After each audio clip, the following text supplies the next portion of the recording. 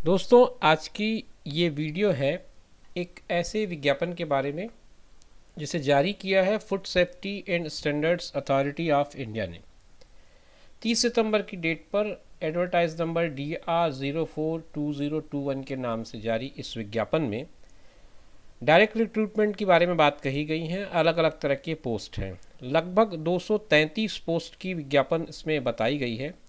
रिक्तियों की संख्या, कुल संख्या अगर मैं देखूं तो 233 की पोस्ट बताई गई है।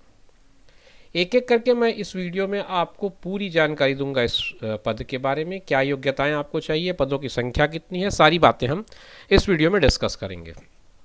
आइए समझते हैं, वीडियो में बने रहिएगा। इसी तरह के इन्फॉर्मेशंस लेकर मैं इस चैनल पर आपके लिए आता रहता हूं। आज की इस वीडियो की शुरुआत हम करते हैं FSSAI के बताए गए पदों के बारे में जानकारी से। पहले ये समझ लें कि कौन कौन से पोस्ट हैं जिसका रिक्रूटमेंट किया जाना है, और ये जो डायरेक्ट रिक्रूटमेंट है ये किन किन पदों के लिए किया जाएगा। पदों की संख्या के बारे में बात करें तो सबसे पहले फूड एनालिस्ट का 4 पद बताया है। टोटल नंबर ऑफ पोस्ट आपको 4 बताया है। और टेक्निकल ऑफिसर के 125 पद हैं, सबसे अधिक पद इसी में बताए गए हैं।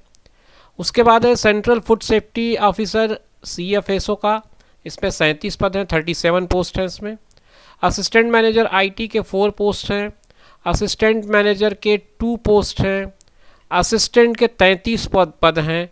और ये जो असिस्टेंट मैनेजर के 2 पद हैं वो जर्नलिज्म ऑफ मास कम्युनिकेशन और पब्लिक रिलेशन, और फिर दूसरा जो है वो सोशल वर्क से रिलेटेड है। तो 2 अलग अलग तरह की कैटेगरी है, मतलब इसमें 4 पद हैं कुल। और फिर उसके बाद असिस्टेंट के 33 पद हैं। हिंदी ट्रांसलेटर का 1 पद है। और पर्सनल असिस्टेंट के 19 पद हैं।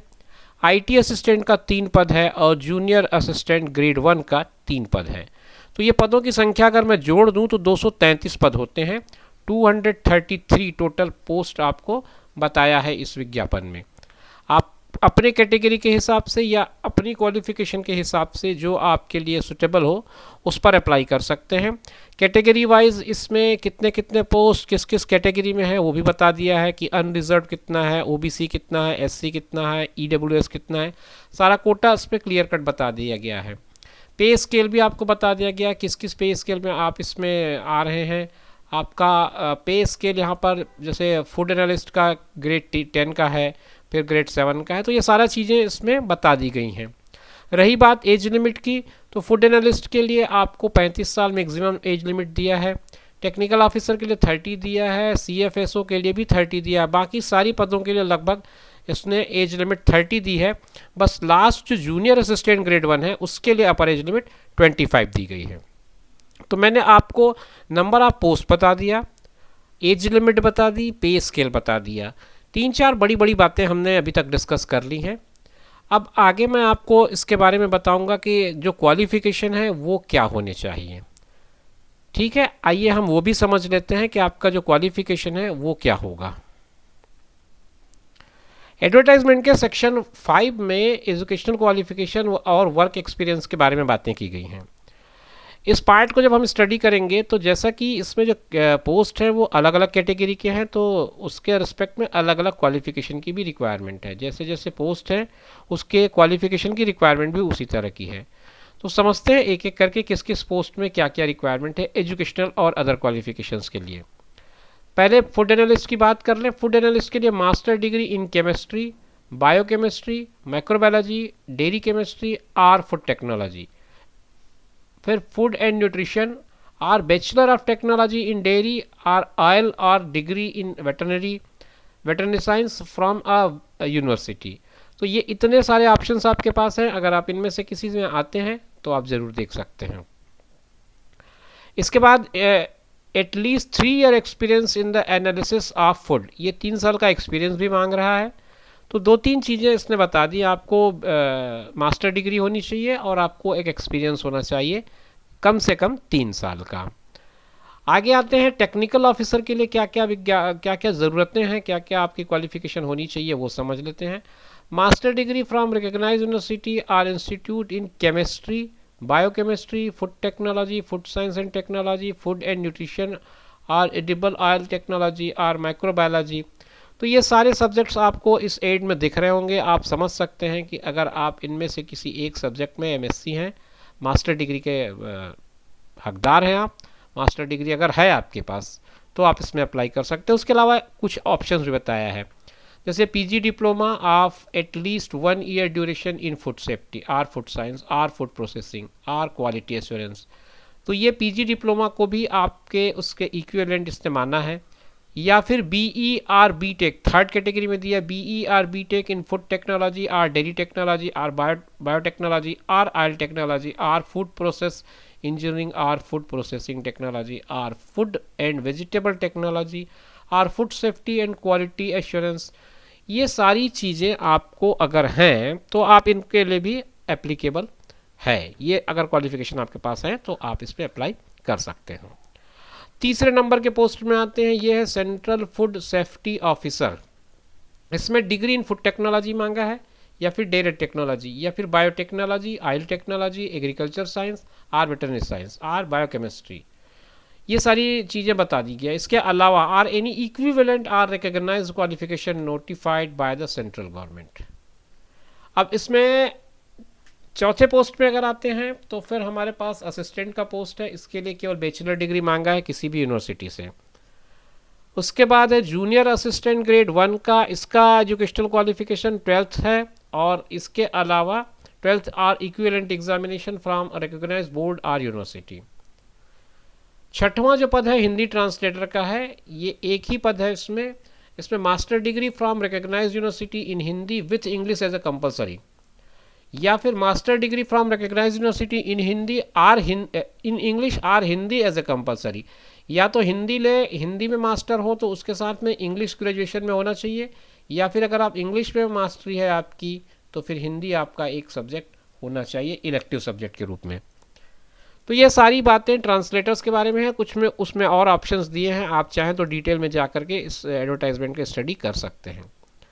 फिर उसके बाद है name of post personal assistant. इसमें आपको बैचलर डिग्री मांग रहा है रिकॉग्नाइज्ड यूनिवर्सिटी से, और शॉर्ट हैंड मांग रहा है 80 वर्ड पर मिनट का, और टाइपिंग मांग रहा है 40 वर्ड पर मिनट का। तो ये सारी बातें इसने बता दी हैं पर्सनल असिस्टेंट के लिए। फिर हम आते हैं असिस्टेंट मैनेजर आईटी के लिए। इसमें आपको बीई या एमटेक मांगा है, 5 इयर्स का टोटल एक्सपीरियंस मांगा है, और एमसीए वालों को भी ये बराबर मान रहा है। तो इस तरह से इसमें आप चाहें तो अप्लाई कर सकते हैं अगर आप बीटेक एमटेक या एमसीए हैं। फिर आईटी असिस्टेंट की एक पोस्ट है, उसमें आपको बैचलर डिग्री मांगा है, 1 ईयर डिप्लोमा भी चल सकेगा, and bachelor degree at least 1 year diploma degree in computer application, या फिर bachelor degree in computer application or equivalent degree in relevant field. तो ये इसकी क्वालिफिकेशन हो गई। असिस्टेंट मैनेजर के लिए भी आपको कुछ क्वालिफिकेशंस बताया उसने, post graduate degree in diploma or journalism mass communication or post graduate diploma in social work psychology or labour and sociology, नहीं, post graduate degree or diploma in social work or psychology or labour and social welfare from recognised university. उसके बाद फिर और option इसने दिया bachelor degree in library science और library and information science, 2 years professional experience in library under central और state government और autonomous body. तो ये तो हो गई बात आपके एसेंशियल क्वालिफिकेशन की, जो एजुकेशनल क्वालिफिकेशन आपके पास होनी चाहिए इन पदों में आवेदन करने के लिए। अलग अलग पदों की अलग अलग रिक्वायरमेंट हैं। इसके बाद हम आते हैं कि परीक्षा की विधि क्या होगी, किस तरह से आप इसमें अपीयर होंगे और कैसे आपका सिलेक्शन होगा। आइए वो समझ लेते हैं। सिलेक्शन प्रोसेस के बारे में स्कीम ऑफ एग्जामिनेशन आपको पैरा 2 में मिलेगा। पार्ट 2 जब आप देखेंगे विज्ञापन का तो वहाँ पर आपको स्कीम ऑफ एग्जामिनेशन मिल जाएगा। इसमें कहता है selection for the post will be done as per the stages given below. हर एक के लिए अलग अलग स्टेज है, उसके हिसाब से आपका सिलेक्शन प्रोसेस बनेगा। फूड एनालिस्ट के लिए रिटन टेस्ट और इंटरव्यू दोनों है। रिटन टेस्ट का वेटेज 85% का है, इंटरव्यू का वेटेज 15% का है। टेक्निकल ऑफिसर के लिए सीबीटी स्टेज 1 और स्टेज 2 होगा। सीबीटी मतलब कंप्यूटर बेस्ड टेस्ट होगा। ये सीबीटी में आपके 2 टेस्ट होंगे, फर्स्ट टेस्ट का भी 50% वेटेज है और सेकेंड टेस्ट का भी 50% वेटेज है। मतलब technical officer, CFSO, assistant manager और असिस्टेंट मैनेजर IT, यहाँ तक के आपको 2 स्टेज का CBT देना है। हिंदी ट्रांसलेटर के लिए CBT है 100% का होगा। अब आगे जितने पद हैं, असिस्टेंट है, पर्सनल असिस्टेंट है, IT असिस्टेंट है और जूनियर असिस्टेंट, ये सब में CBT होगा। पर्सनल असिस्टेंट में CBT के साथ शॉर्ट हैंड का और टाइपिंग का एक्स्ट्रा टेस्ट होगा और सारा वेटेज जो है इस CBT पे ही बेस का है। तो आपका CBT बहुत इंपॉर्टेंट रोल प्ले करेगा आपके सिलेक्शन में। अब इसमें यह बता दिया है कि candidate in the ratio of 120 will be short listed for stage 2 CBT। Stage 2 CBT के लिए 1 पे 20 ये रेशियो रहेगा, एक पद पे 20 लोगों को बुलाया जाएगा। फिर इंटरव्यू के लिए आपको 1 पे 5 का रेशियो रहेगा। ये सारी बातें आपको इसमें बहुत क्लियरली बता दी गई हैं कि आपके सिलेक्शन का प्रोसेस कैसा होगा।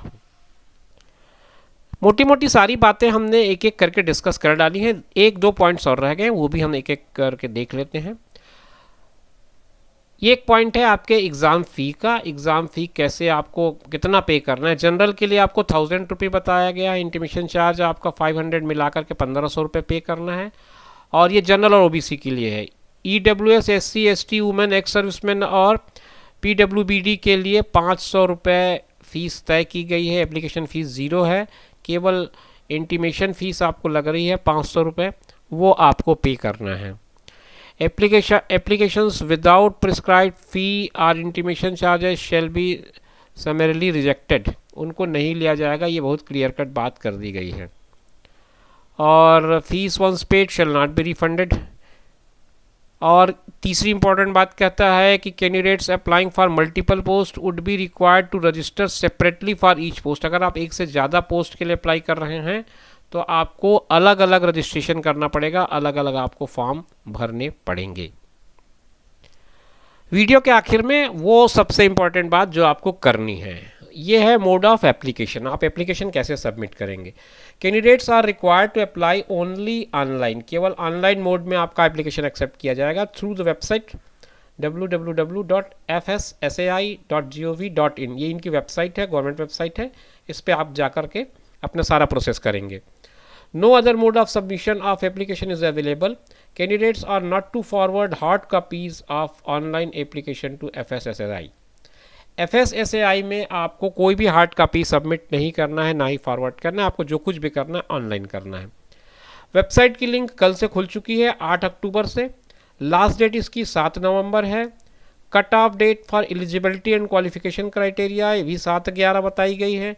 Tentative date of availability of downloadable admit card, मतलब आपके एडमिट कार्ड को डाउनलोड करने की टेंटेटिव डेट्स जो है, the dates will be published on FSSAI website after last date of online application. मतलब 7 नवंबर के बाद आपको वेबसाइट एक बार विजिट करनी है जहां पर आपको ये इन्फॉर्मेशन मिलेगी। ये सारी चीज़ें मतलब आपको मिलेगी CBT स्टेज 1 की जानकारी और CBT स्टेज 2 की जानकारी।